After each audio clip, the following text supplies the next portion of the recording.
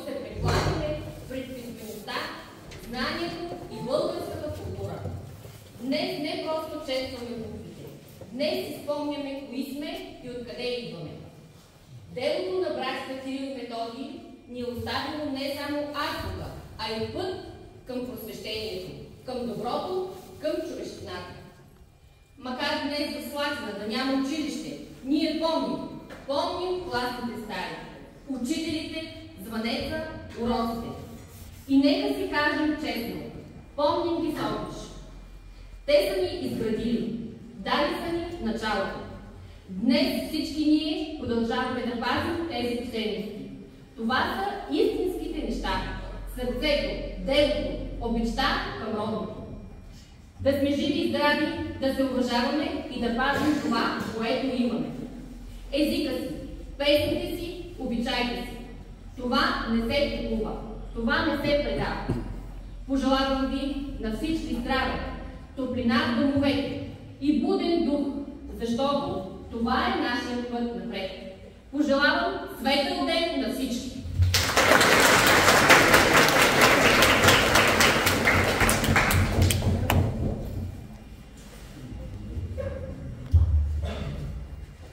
Поздравяваме учителите в село Слатина с 24 май, като им отдаваме почет и уважение за труда, любовта и търпението към всички нас.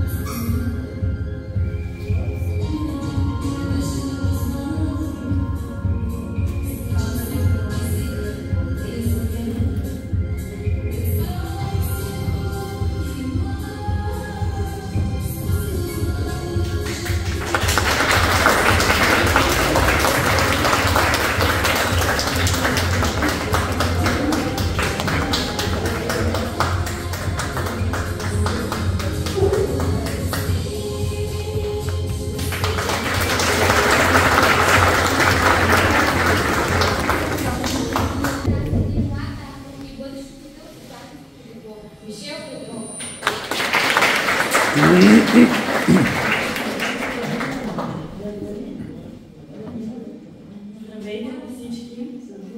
Уважаема госпожо кмет, уважаеми читалищни дикци, библиотекари, скъпи жители и гости на село Слатина, мили деца, с огромна признателност и трепет ставам пред вас в този светъл ден, 24 май.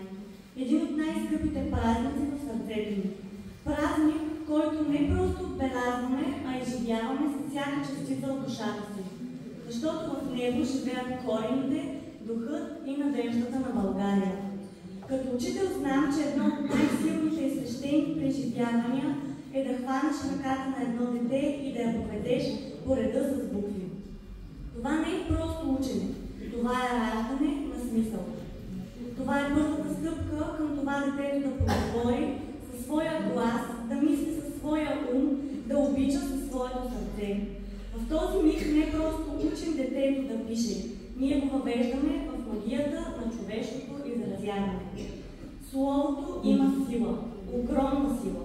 То може да вдъхновява, да дава крила, да лекува, да събира. В него е закодирано.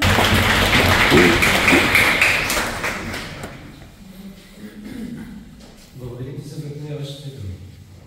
Мишел наскоро издаде книгата "Роден отново". Ще ви дадем възможност да се срещате пак с нея след тържествения рецитал на децата от село. Той дошъл и на Сашо, който от Слатина е един млад учител. Той ще ни изпълни стихотворение на френски език.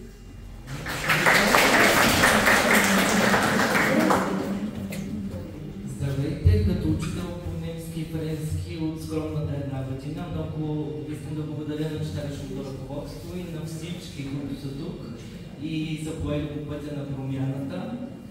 Сега ще ви представя едно стихотворение на френски. L'écriture. L'écriture reflète ma pensée, c'est ma personnalité. Maman est une étoile cherchant le bon courant.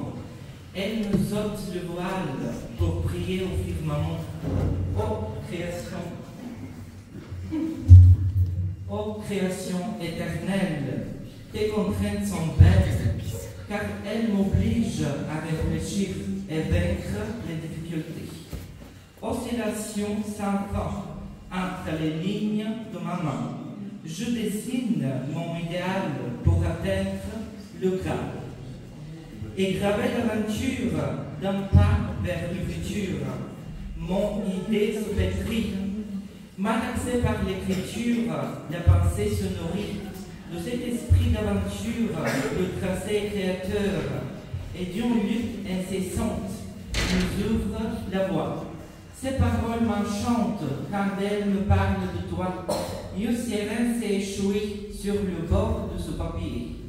L'encre nourrit la feuille de ces phrases au bout du ciel.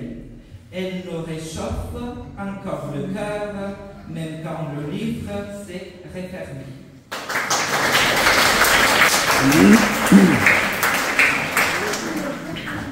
А сега нека да посрещнем Борис и да чуем неговото изпълнение на Фиорелиза.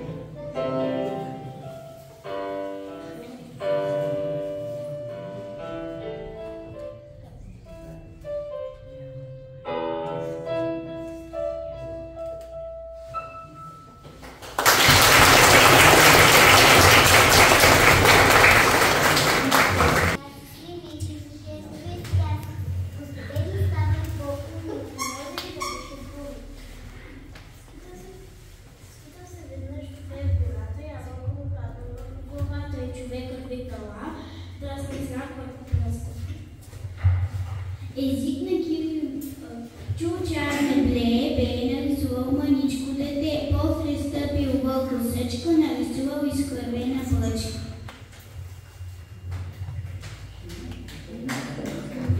Човекът сам заиграл, първите буквички видял, сетне други се родили, те са човешки озарили.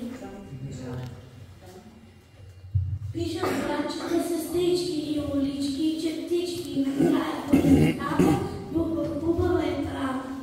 Тези буквички чудесни са ни още неизвестни. Ние малките деца пишем още колелца. На славянските народи в стари времена дали Кирил Методий златни букви писмена.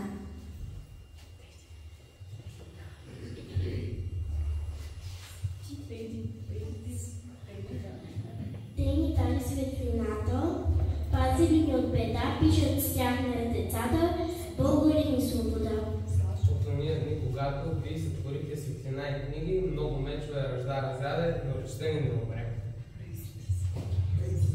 Царови сказания и песни, звъни като гласна чучелива. Нели като бой на зимна буя, вече като пролетна заря.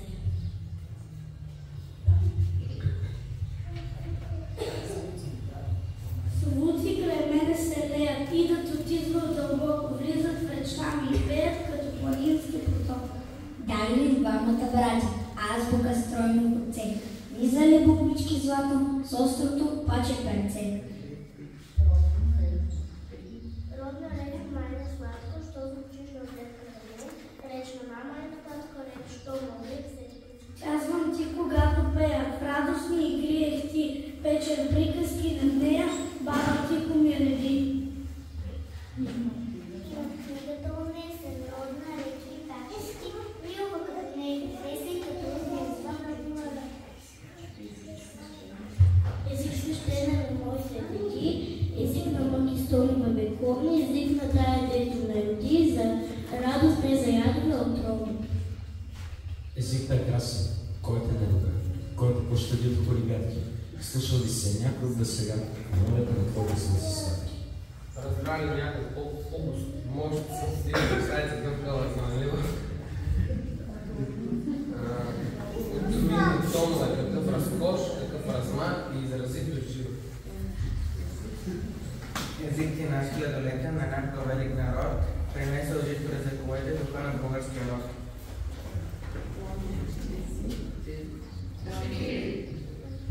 Език на Кирил и Методий след римските вълци звучал на колко царства си писменост и вяра дал. Език ти роден били град, що носи се от род народ. Език на колко царства. От всички най-богат език на цял един народ.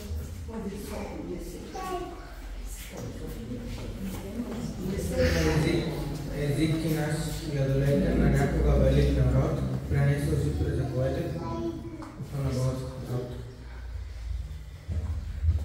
Днес е празник най-велик ден на нашия език и славянските народи, ден на Кирил и Методий.